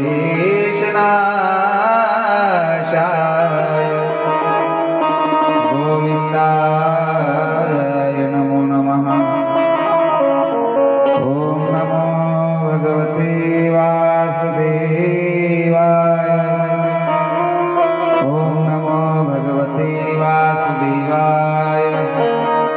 हरये नमः, हरये नमः. उत्तानपाद राजाच्या मांडीवर सुरुचीचा मुलगा उत्तमही बसलाय आणि ध्रुवही बसलाय. त्या ठिकाणी सुरुची आली. सुरुचीने पाहिलं, आपल्या पतीच्या मांडीवर कोणीतरी परका मुलगा बसलाय. विचारलं उत्तानपाद राजाला, कोण आहे मुलगा? अगं आपलाच मुलगा आहे. आपला म्हणजे अगं सुनीतीचा मुलगा. सुनीतीचा म्हणता बरोबर सुरुची डावरी नागिन धागावी त्याप्रमाणे ती धावायला लागली. पकडला ध्रुवाचा हात. अरे तुला या सिंहासनावर बसण्याचा अधिकार नाही. तुला जर सिंहासनावर बसायचं असेल, एक काम कर, वनात जा आणि वनात गेल्यानंतर तप कर आणि देवाला प्रसन्न कर आणि देवाला एकच मागणं माग की मला पुढचा जन्म सुरुचीच्या गर्भामधून मिळू दे, त्यावेळेस तुला या सिंहासनावर बसण्याचा अधिकार. सुरुचीला असं वाटलं, याला जर वनात पाठवलं जंगली श्वापद खाऊन टाकतील, माझा मुलगा उत्तराधिकारी आहे, तो राजगादीवर बसेल. ध्रुव रडायला लागला. पकडला हात, ढकलून दिलं. ध्रुव खाली पडला, रडायला लागला. आपल्या आईकडे गेला, सुनीतीकडे. आई, तू सांगितलं होते की या राज्याचा राजा तो माझा बाप आहे. त्यांची माझी भेट झाली, त्यांनी मला नेलं, सिंहासनावर बसवलं. पण त्या ठिकाणी एक कोणती तरी माऊली आली आणि तिने माझा हात पकडला आणि तिने ढकलून दिलं आणि ती म्हणाली का वनात जा, तप कर आणि भगवंताला प्रसन्न कर आणि माझ्या गर्भामधून जन्माला येऊ दे असं वरदान माग. त्यावेळेस सुनीती काय म्हणते आहे, बाळा ती कोणी स्त्री नाही आहे, ती तुझी आई आहे आणि तुझ्या आईने तुला खरा मार्ग सांगितला आहे. ती सावत्र जरी असेल तरी तुझी आई आहे बघा, असं जी आपल्या मुलाला सांगते ना, तिचं नाव सुनीती आहे. बाळा, तिने तर तुला योग्य मार्ग सांगितला रे, वनात जा बाळा. अरे ही खुर्ची काय आहे, 5 वर्षासाठी खुर्ची आहे, 5 वर्षानंतर ही खुर्ची आणखी कोणाला असेल. जा वनात जा आणि परमात्माला अढळ पद माग, तर त्या पदावरून तुला कोणी उठवू शकलं नाही पाहिजे. आईने वनात जर गेलो तर मला जंगली सापदांची भीती वाटेल ना, मी काय करावं. बाळा घाबरू नको, तुझ्या पाठीमागं माझे आशीर्वाद आहे. आई मला भीती वाटलीस तर बाळा तुझं रक्षण परमात्मा करेल.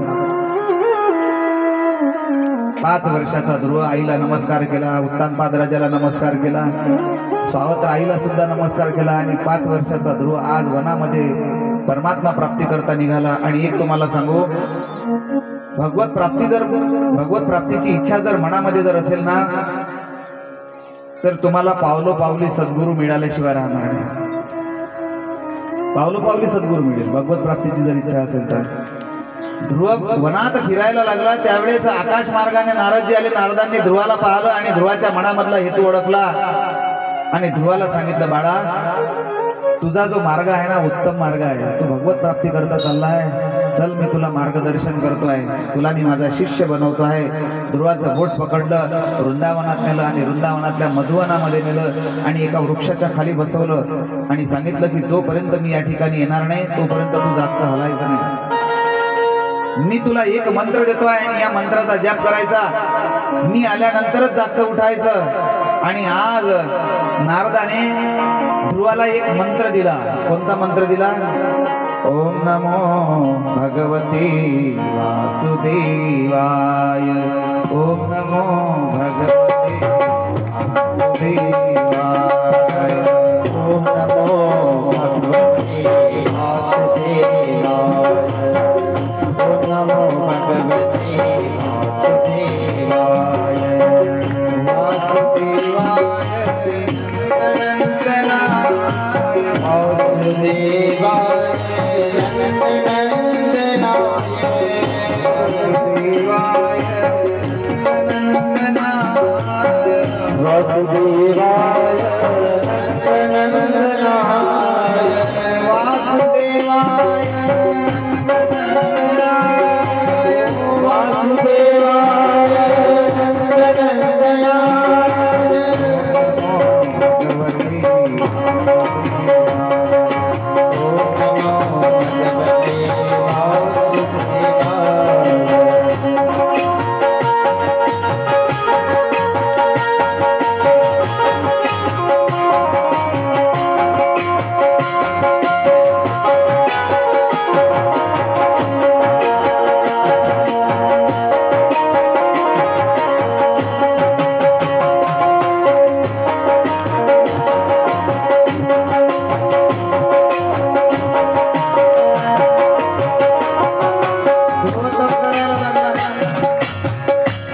आसनावर बसलेला आहे आणि मुखाने ओम नमो भगवते वासुदेवाय. पहिला महिना निघून गेला. पहिल्या महिन्यामध्ये कंदमुळं खाऊन तप करायला लागले. दुसरा महिना लागला. दुसऱ्या महिन्यामध्ये कंदमुळं सुद्धा खाणं सोडून दिलं. हिरवा पाला पाचोळा खायला लागले. दुसरा महिना निघून गेला. तिसरा महिना लागला. तिसऱ्या महिन्यामध्ये हिरवा पाला पाचोळा सुद्धा खाणे बंद केले. चौथा महिना लागला. चौथ्या महिन्यामध्ये वाळलेलं गवत खायला लागले. पाचवा महिना लागला. वाळलेलं गवत सुद्धा खाणे बंद केलं. पाणी पिऊन तप करायला लागले. मात्र मुखाने ओम नमो भगवते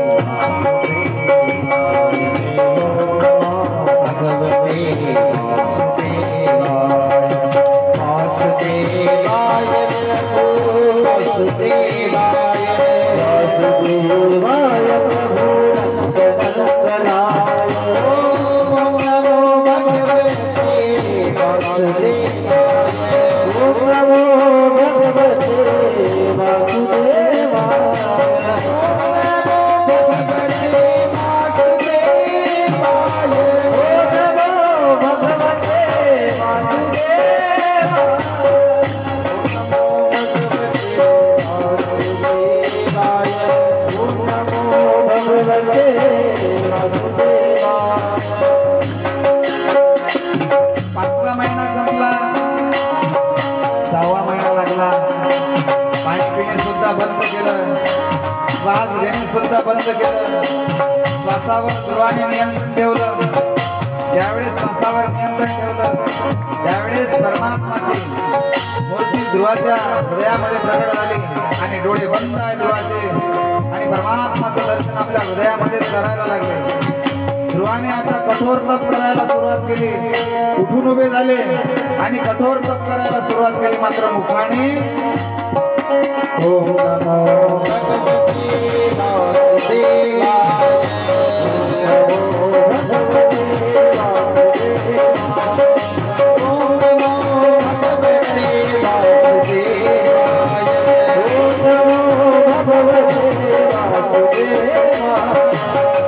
नमो भगवते वासुदेवाय.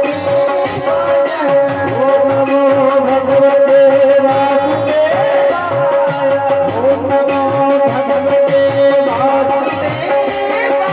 ओम नमो भगवते वासुदेवाय. ओम नमो भगवते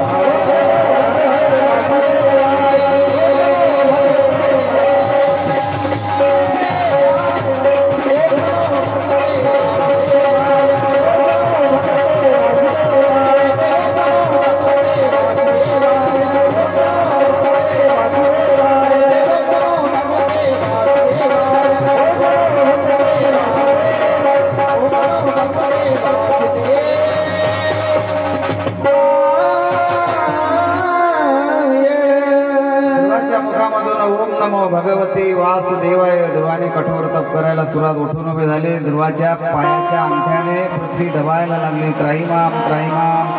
नारदजी महाराज गेले वैकुंठामध्ये आणि परमात्माला सांगायला लागले, देवा तुमच्याकरता 5-5 वर्षाची बालक तप करताय आणि तुम्ही या ठिकाणी बसले.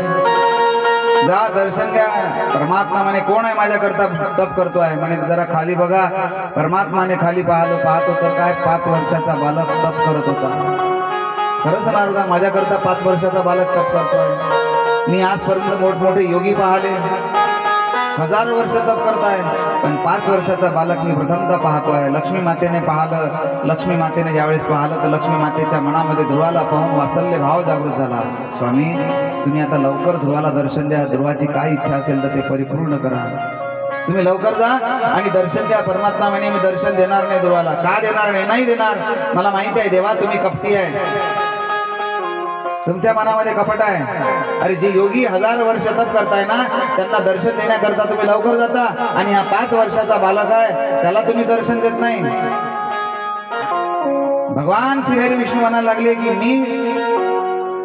मी दर्शन देणार नाही.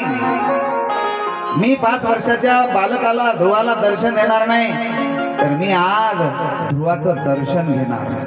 ध्रुवाचं दर्शन आज मी घेणार.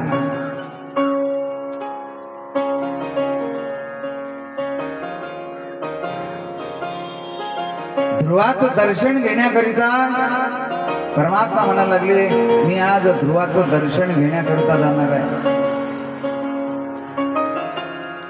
वैकुंठातून परमात्मा आले ध्रुवाचं दर्शन घेण्याकरिता. वैकुंठातून ज्यावेळेस परमात्मा खाली पाहायला लागले तर 5 वर्षाचा ध्रुव 5 वर्षाचा ध्रुव तप करतोय. परमात्मा वैकुंठातून आले ध्रुवाचं दर्शन घेण्याकरता. ध्रुव समोर आहे आणि ध्रुवाला परमात्मा म्हणायला लागले की ध्रुवा उघड डोळे. ध्रुवाने डोळे उघडले. समोर पाहतो तर काय चतुर्भुज रूपामध्ये श्री नारायण.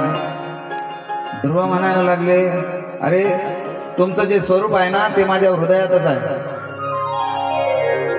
तुमचे जे आहे ना चतुर्भुज रूप ते मला माहिती आहे. अरे तुमची एखादी ही झाकी असेल,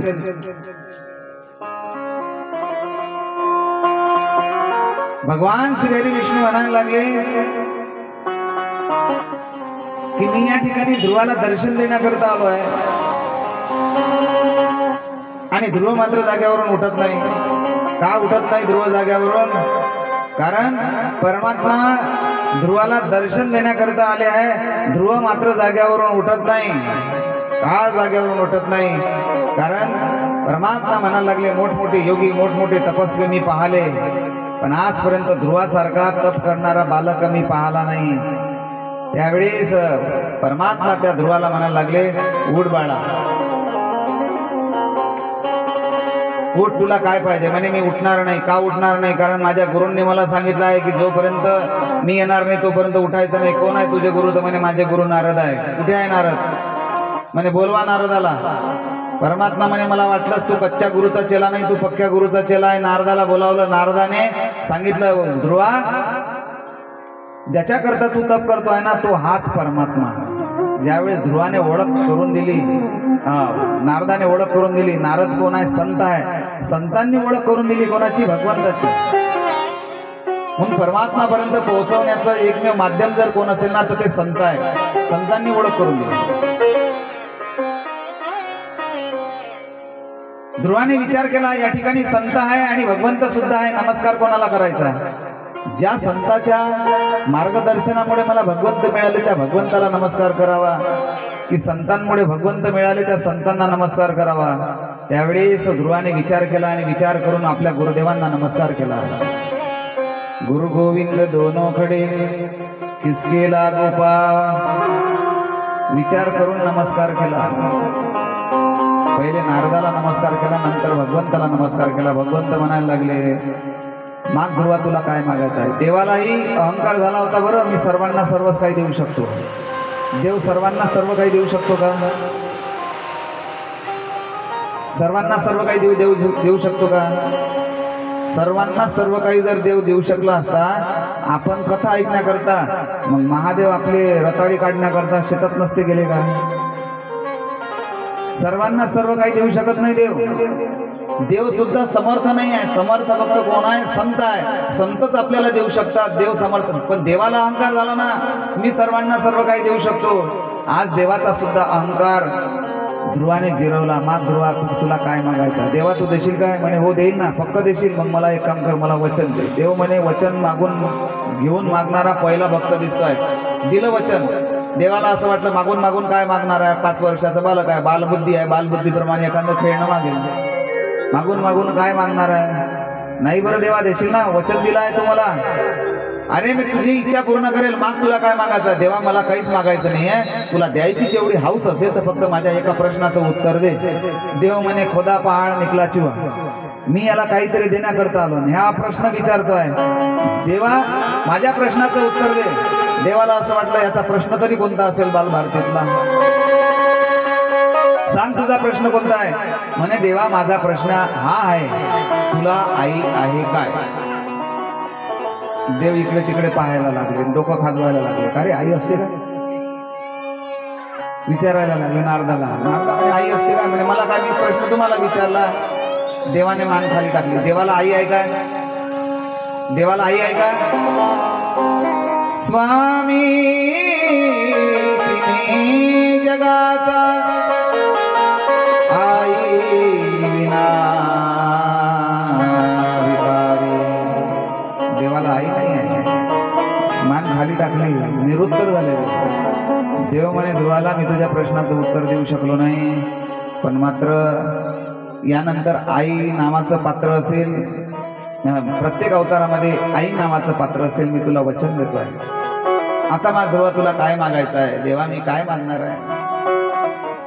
माझी बालबुद्धी आहे, मी काय मागणार आहे? देवा मला द्यायचंच असेल ना तर एक काम कर, मला तुझा जन्म जन्मांतरपर्यंत साथ राहायला पाहिजे. तुझे प्रेमाचे हात माझ्या डोक्यावर ठेव. मेरे सर पर रख दो ठाकुर जी, मेरे सर पर रख दो ठाकुर जी, अपने ये दोनों हाथ.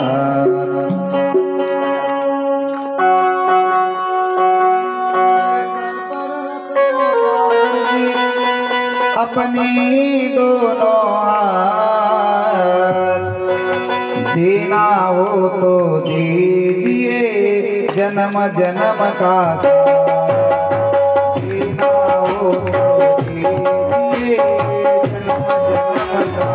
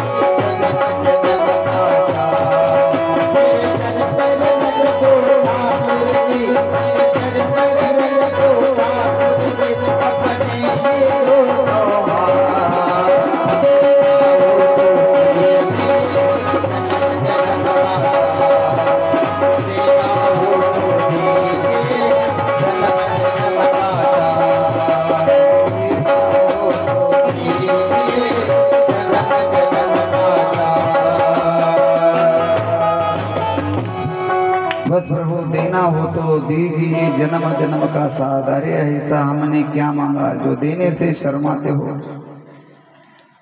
चाहे सुख में रहो या दुख में, बस होती रहे मुलाकात। देना हो तो दीजिए जन्म जन्म का साथ। इसके सिवा प्रभु मुझे कुछ नाही चाहिए।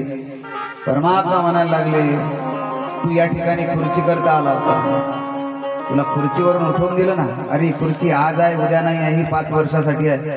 तुला मी असं अढळ पद देतो की त्या पदावरून तुला कोणी उठवू शकणार नाही। भूला फिरा रहा था ध्रुवबाल बनों में, ऐसी जगह दिलाए कब अशी जागा दिली का त्या पदावरून कोणी उठू शकत नाही। ध्रुव बाळाने 36,000 वर्षापर्यंत या मृत्यू लोकामध्ये राज्य केलं आणि शेवटी अढळ पद दिलं, ध्रुव तारा करून टाकलं। ध्रुव तारा हा अढळ आहे। इकडचा सूर्य तुम्हाला इकडे जाताना दिसेल, पृथ्वी स्वतः भोवती प्रदक्षिणा करता करता सूर्याच्या भोवती प्रदक्षिणा करेल, पण तुम्ही कोणत्याही टोकावरून जरी पाहिलं, कोणत्याही ऋतूमधून जरी पाहिलं, तरी तुम्हाला ध्रुव हा दक्षिण दिशेकडे दिसेल। याच ध्रुवावरून दिशा निर्देश यंत्र बनवण्यात आलं, म्हणून अढळ पद दिलं ध्रुवाला। अडळपती बाड पैसविला ध्रुव, अडळपती बाड पैसविला ध्रुव, अडळपती बाड पैसविला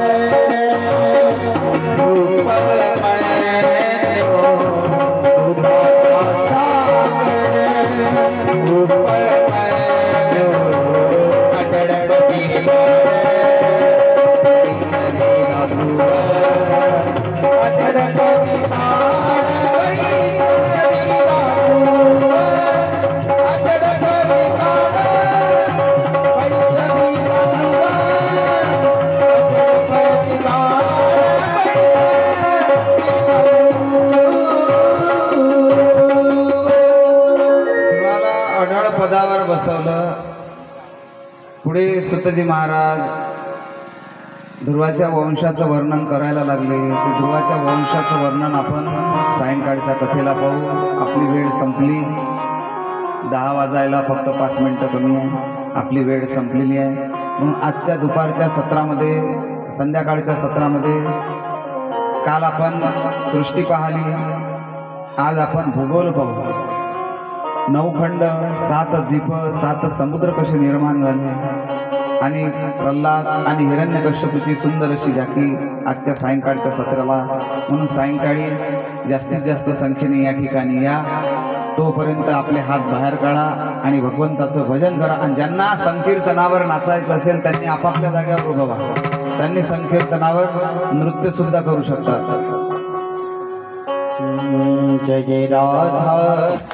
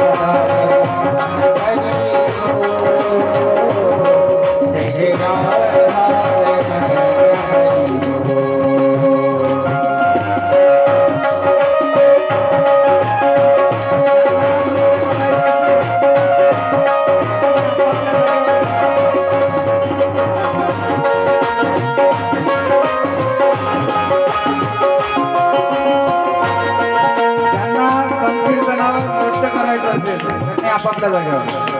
ज्यांना करायचं असेल आपापल्या जागेवर. जय जय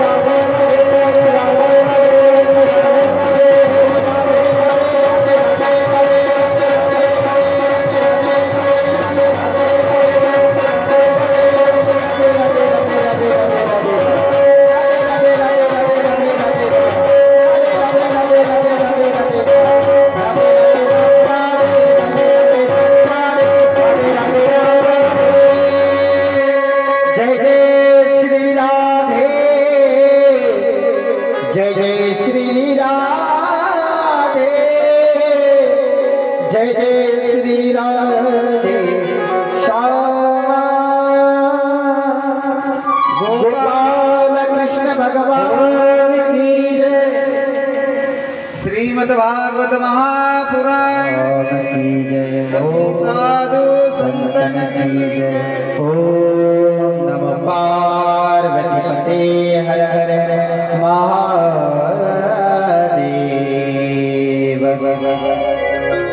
या सायंकाळी